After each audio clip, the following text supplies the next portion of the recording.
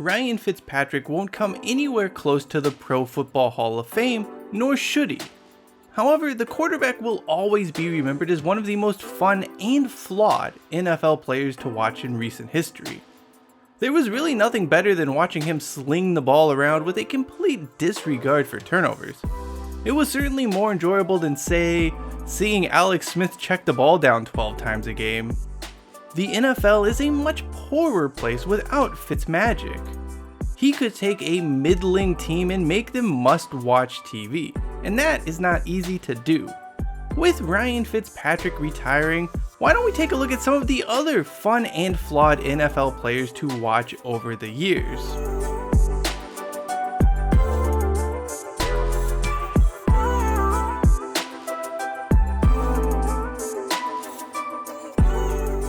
Despite being saddled with a horrible Chris Berman nickname, there was something mesmerizing about seeing Mike Alstott and his massive pads running down a football field.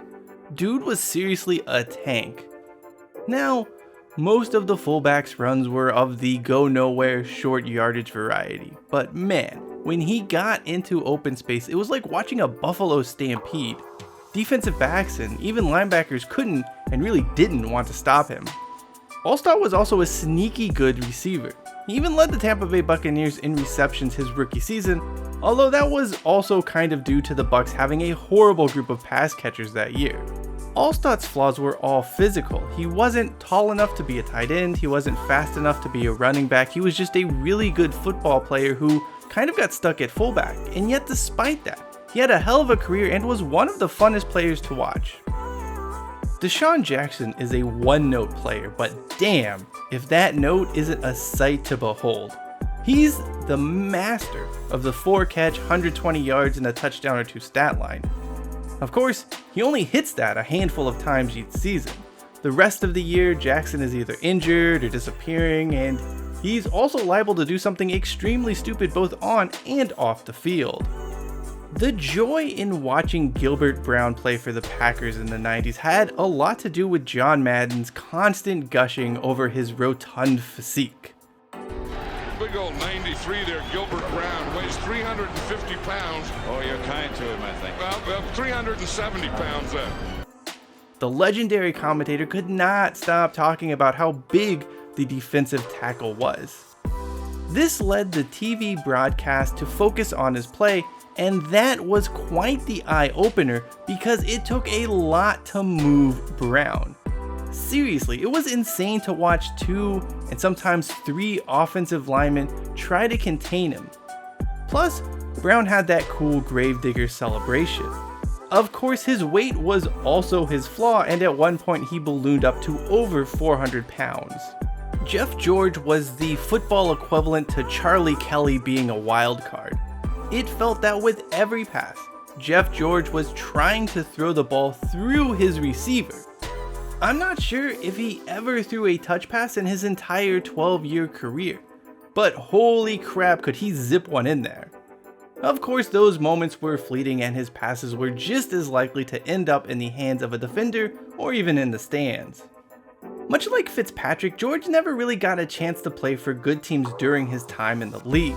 We did get to see him work some magic in '99 when he was called upon to replace an injured Randall Cunningham for the Minnesota Vikings. The quarterback went 8-2 throwing darts to Chris Carter and Randy Moss, and he even won a playoff game. But this was the highlight of his career, and mostly he's remembered for his flaws. For roughly 80% of each season, Daniel Sorensen looks completely overwhelmed playing in the Kansas City Chiefs secondary. He's missing tackles, giving up catches, and doing his best Mike Rumpf impression. And then, he comes up with some game-changing plays seemingly out of nowhere that keeps him employed for the next year. It's actually quite remarkable to behold when you think about it. In 1995, Wayne Chrebet graduated from Hofstra when undrafted and worked really hard to eventually secure a spot on the New York Jets roster. In his 11 years with the franchise, he was a dependable slot receiver who helped lead the way for guys like Wes Welker and Jarvis Landry. He was gritty and had a knack for making tough plays. His numbers may not have been spectacular, but Chrebet was eventually inducted into the New York Jets Ring of Honor. Interestingly, he retired after the 2005 season. A few months later, at the 2006 NFL Draft, the New Orleans Saints selected Marquiselston in the 7th round. Like Chrebet, he went to Hofstra, breaking many of his records along the way. Unlike the Jets receiver, Colston was pretty physically impressive. However, there were still plenty of concerns about his game. It's safe to say all of those were completely unfounded, and Colston went on to have one of the more underrated careers in NFL history. To put it another way, his numbers compare favorably to Calvin Johnson while playing only 11 more career games than the Hall of Famer. And yet, this Saints receiver never made the Pro Bowl and finished second in Rookie of the Year voting to Vince Young, who completed 51% of his passes and threw more picks than touchdowns. Eesh. While Jimmy Graham gets most of the plaudits from New Orleans during that time, Colston was still a really fun player to watch despite not being truly elite at anything.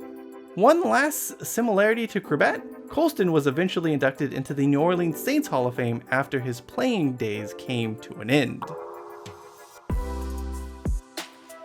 Much like the players in this video, our list is probably quite flawed, so why don't you go ahead and let us know some of your favorite fun and flawed NFL players to watch. Until next time, I'm Ryan Hollis, this is the Touchback, and make sure you hashtag take it out to the 25.